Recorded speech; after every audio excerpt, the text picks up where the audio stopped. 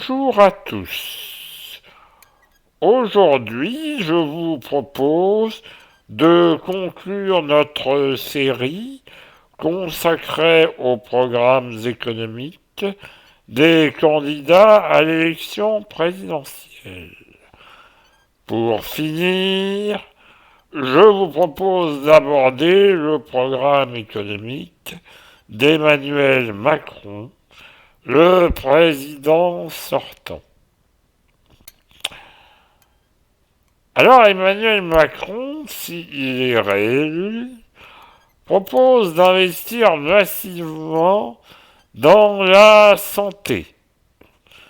Donc il propose un plan de recrutement d'infirmières et d'aides-soignants pour les hôpitaux, ce qui est nécessaire pour renforcer notre système de santé à bout de souffle, mais qui va coûter à l'État, qui sera une source de dépenses publiques supplémentaires si M. Macron souhaite augmenter dans les hôpitaux le personnel soignant. Même si, encore une fois, notre système de santé en a besoin.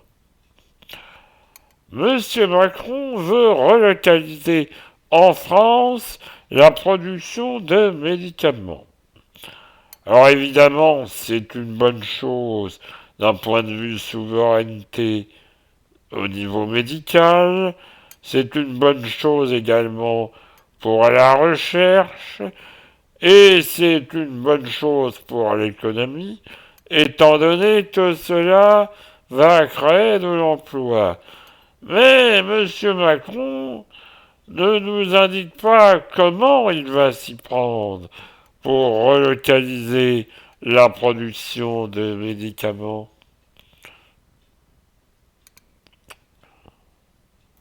Concernant la retraite, M. Macron veut augmenter la pension minimale à 1 100 € par mois. Alors, cela consiste effectivement en une dépense publique supplémentaire. Monsieur Macron veut également recruter 50 000 infirmiers et aides-soignantes dans les EHPAD cette fois. Encore une fois, cela a un coût. Et par qui sera supporté et ce coût?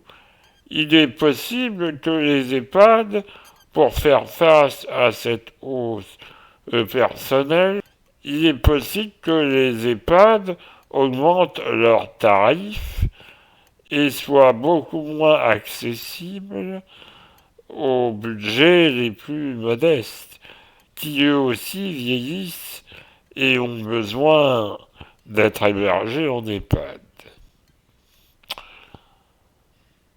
Monsieur Macron veut permettre à tous les couples vivant ensemble de réduire leurs impôts, en dehors évidemment des couples mariés ou pacsés, qui eux ont déjà des réductions d'impôts. Alors, c'est une bonne chose pour ces personnes, mais cela aura un coût pour la collectivité, car cela représentera un manque à gagner, étant donné le nombre de personnes qui vivent ensemble sans être pacsées ni mariées.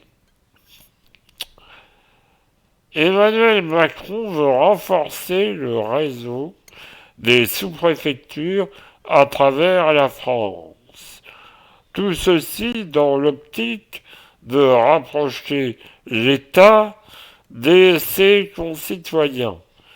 Alors, cela est une bonne idée, mais multiplier les sous-préfectures aura un coût pour les comptes publics. Donc, il faudra être attentif à la budgétisation de ce programme.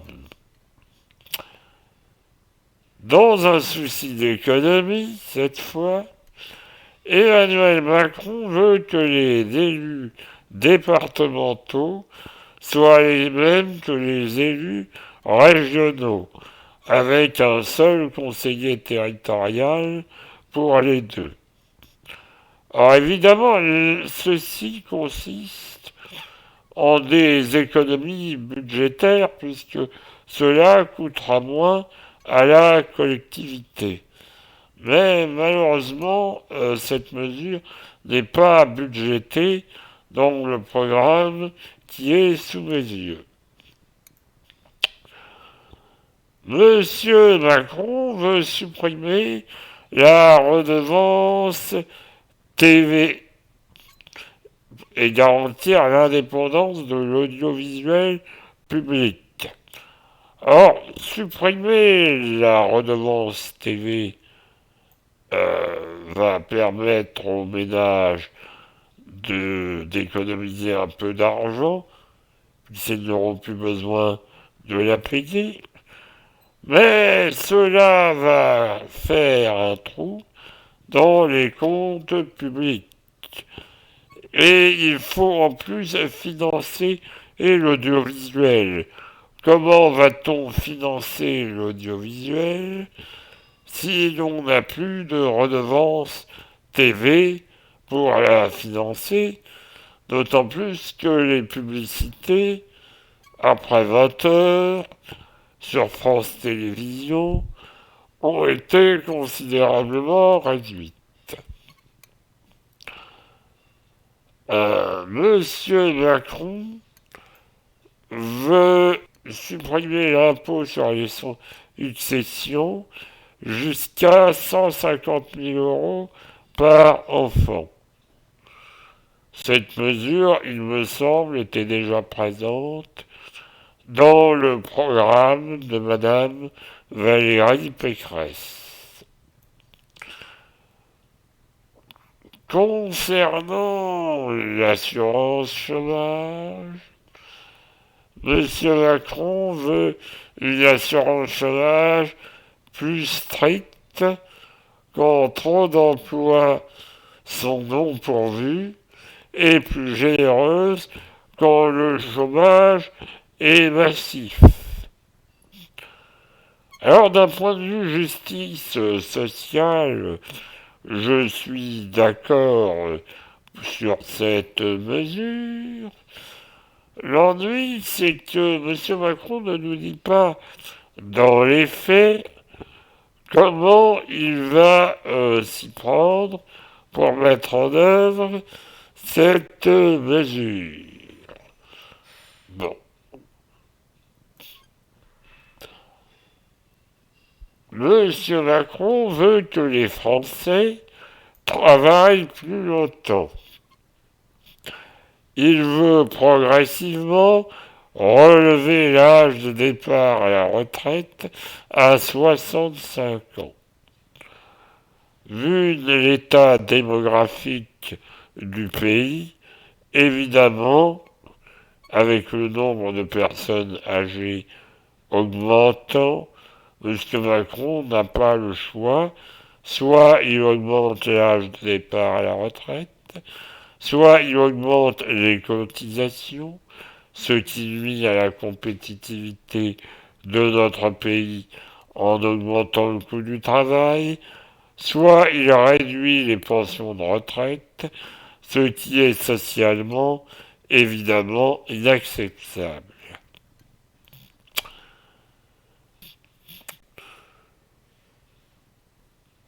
Monsieur Macron veut flexibiliser le temps de travail sur la vie, pouvoir travailler plus à certains moments et moins à d'autres moments. Il n'entre pas dans le détail précis de cette mesure. Je ne vois pas trop comment il compte s'y prendre, sachant que les entreprises ont parfois besoin de leurs salariés davantage dans certaines périodes et moins dans d'autres périodes. Je ne vois pas comment le personnel pourrait choisir les moments où il souhaite moins travailler ou travailler davantage.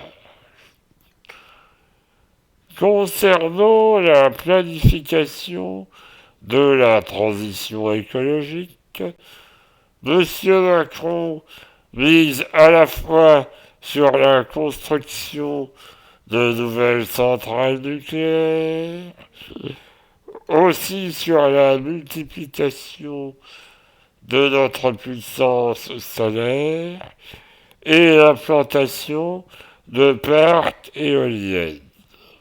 Pour financer la transition écologique, M. Macron veut miser sur la taxe carbone aux frontières de l'Europe. Alors, cela aura l'avantage de favoriser les relocalisations au niveau européen. Cela aura aussi des bénéfices au niveau environnemental, puisque cela désincitera l'achat de matières premières et de produits qui viennent d'une zone géographique éloignée. Mais cela nécessite d'être tous d'accord d'un point de vue européen. Et ce n'est pas gagné. Monsieur Macron veut favoriser l'achat de voitures électriques. Et il veut également une filière 100% française. Alors une filière 100% française de l'électrique signifierait que l'on fabrique l'intégralité d'une voiture électrique en France. Je ne vois pas comment cela est possible avec les chaînes de valeur actuelles dans l'industrie qui sont internationalisées. D'autre part, si on parvenait à mettre en œuvre cette filière électrique 100% française, cela aurait un coût élevé et donc les prix des voitures électriques seraient très élevés et probablement peu abordables pour les Français d'origine modeste. De manière générale, les voitures électriques sont encore relativement chères et coûteuses à produire. Monsieur Macron ne nous explique pas comment il va les rendre abordables. Monsieur Macron veut réindustrialiser le pays en réduisant les impôts de production, notamment la contribution sur la valeur ajoutée des entreprises. Alors, cela pourrait inciter les entreprises à relocaliser et à s'installer en France. Cela va aussi faire un trou dans les caisses de l'État.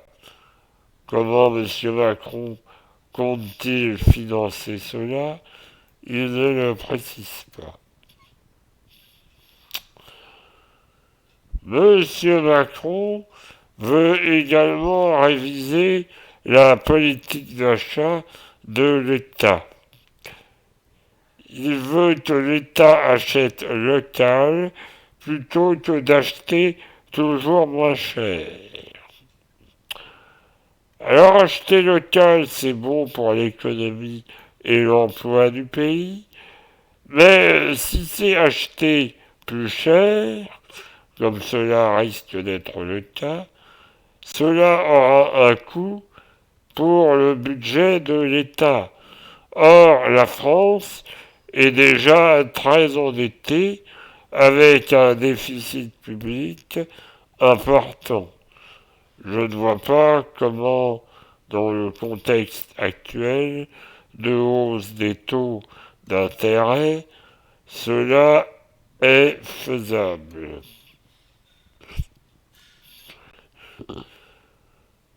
Monsieur Macron veut favoriser le dialogue social, poursuivre la modernisation du Code du travail qu'il avait commencé avec les ordonnances de 2017. Sur ce point, M. Macron a raison de vouloir simplifier le Code du travail qui est complexe pour les entreprises et qui représente un coût administratif et juridique pour ces dernières, mais il ne précise pas comment il va simplifier ce code du travail.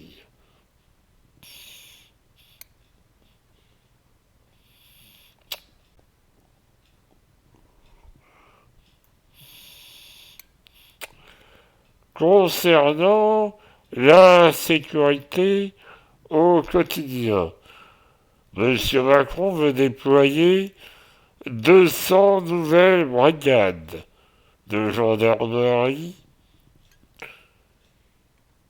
entre autres. Alors, la constitution de nouvelles brigades aura un coût pour le budget de l'État. Monsieur Macron veut également recruter massivement des magistrats pour la justice. 8500, c'est ce qu'il souhaite d'ici 2027. Or, cela est sans doute nécessaire, mais il y aura un coût aussi pour l'État. Monsieur Macron veut également, et on le comprend dans la conjoncture actuelle, continuer les efforts concernant la défense et évidemment recruter davantage dans ce domaine tout en achetant de nouveaux matériels, notamment des rafales, des nouveaux sous-marins, etc., etc. Cela aura un coût pour les finances publiques, mais un coût nécessaire, nous sommes d'accord.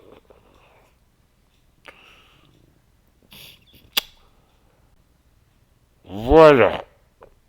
Globalement, Monsieur Macron nous propose des mesures pas très détaillées et ne nous explique pas de manière précise comment il compte s'y prendre pour les mettre en œuvre. De plus, il ne présente pas de financement de son programme. Donc tout ceci reste très théorique et très généraliste de l'ordre du discours et des belles propositions. Voilà. Je vous remercie d'avoir visionné cette vidéo. Je vous invite à la liker, à la commenter et à la partager. Vous pouvez également vous abonner à la chaîne si ce n'est déjà fait. Au revoir et à la prochaine.